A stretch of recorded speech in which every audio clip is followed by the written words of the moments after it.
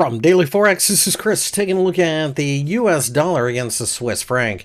The US dollar has gone back and forth during the trading session on Monday against the Swiss franc as we continue to dig into this previous noisy behavior. This is an area that should offer a bit of support, and it'll be interesting to see if we can turn around and take out the 0.90 level above.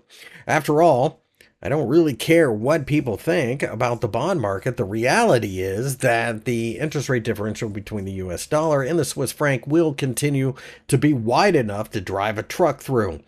It is probably only a matter of time before we bounce, but the question then becomes, when do you buy? That's obviously the biggest question here.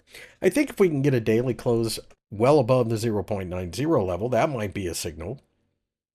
But even if we do break down below here, I see multiple areas that could offer support. For example, the 0.89 level is an area that's been important, and we may be entering a pocket of potential support based upon the fact that the market is between the 50-day EMA above and the 200-day EMA below, typically an area that causes a lot of noise overall. Anyway, the candlestick on Friday, of course, was pretty ugly, just as the Thursday one was. But really, at this point in time, it's a long cry away from being a market that's going to fall apart.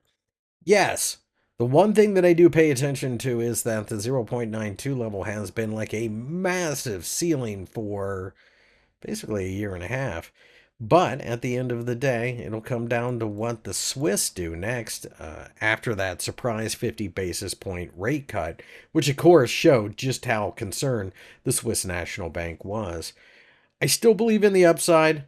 I also believe that this is going to be choppy and messy, to say the least.